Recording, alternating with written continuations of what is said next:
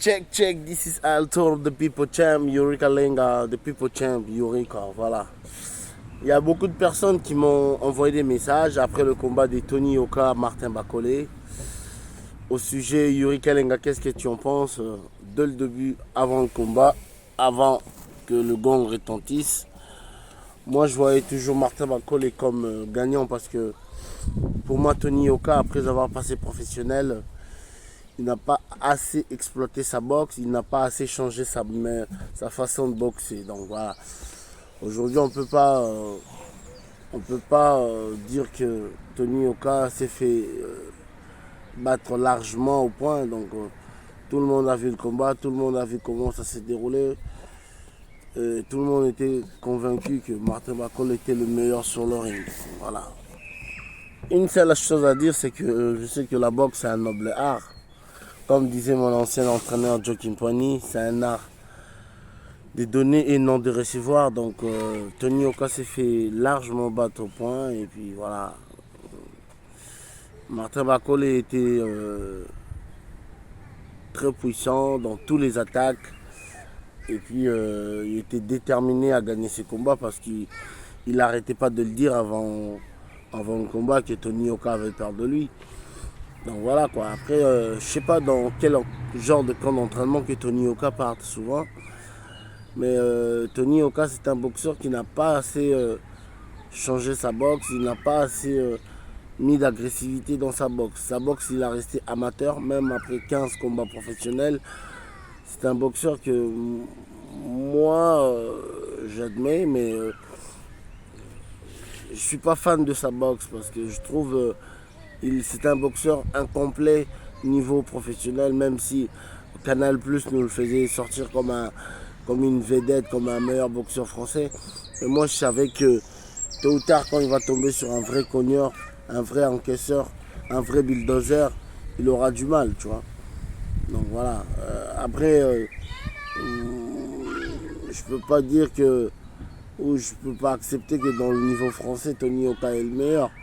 Mais dans le niveau mondial, moi je dis il n'est pas encore prêt d'être champion du monde. Et puis voilà, il faut qu'il s'entraîne encore, il faut qu'il puisse trouver un vrai entraîneur qui va lui faire sortir ses crochets de gauche, qui puisse être un peu crochet de gauche, crochet de droit, qui puisse être un vrai poids lourd complet. Parce qu'aujourd'hui, c'est un boxeur qui boxe en ligne. Et puis voilà, dans ces catégories-là, quand tu boxes en ligne, souvent quand tu tombes sur des vrais cogneurs, tu auras du mal à surmonter ou à valoriser ta boxe. Il faut vraiment essayer d'être plus agressif et puis travailler en distance, travailler en ligne, travailler, être complet. Mais le problème c'est que Tony Yoka, c'est un boxeur qui travaille toujours en ligne, gauche-droite, il s'arrête là. La boxe ne s'arrête pas à gauche-droite. La boxe, c'est un sport qu'il faut vraiment être plus dominant et plus agressif que ton adversaire. Mais c'est que moi je trouve que Tony Yoka n'avait pas assez de technique, n'avait pas assez mis en valeur sa boxe ou n'avait pas assez changé sa façon de boxer parce que il était vraiment pas à la limite de Martin Bacolé. Donc voilà. Et puis pour moi, je trouve que Tony Yoka, il faut qu'il travaille, qu'il essaye d'exploiter encore ses crochets de gauche, ses crochets de droit. Il améliore sa boxe il essaie de s'améliorer. Donc voilà, la boxe n'est pas encore complète. Il reste toujours focus sur la gauche-droite. Il faut qu'il essaye d'être plus agressif. Il faut qu'il essaye de travailler en crochet, en hypercute, être dominant. Je sais pas, il faut que sa boxe puisse être un bulldozer. Il ne faut pas qu'on reste toujours sur un gauche-droite. C'est pas de l'amateurisme. Là, c'est du professionnel. Le professionnel, on met souvent sa vie en jeu, on travaille dur. Donc voilà, quoi. Pour cela, moi, je donne un conseil à Tony Yoka. Arrête de travailler sur des entraîneurs qui ne te connaissent pas. Essaye de travailler sur des gens qui te connaissent. Et puis des gens qui peuvent t'apporter une bonne technique, la technique de boxe professionnelle.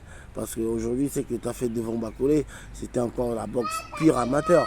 Donc voilà, il faut arrêter de travailler ce côté amateurisme. Tu vois, il faut travailler en largeur, en crochet, être plus agressif. Tu n'étais pas agressif. Voilà, pour moi, face à Bacolé, tu as resté toujours amateur. Donc voilà.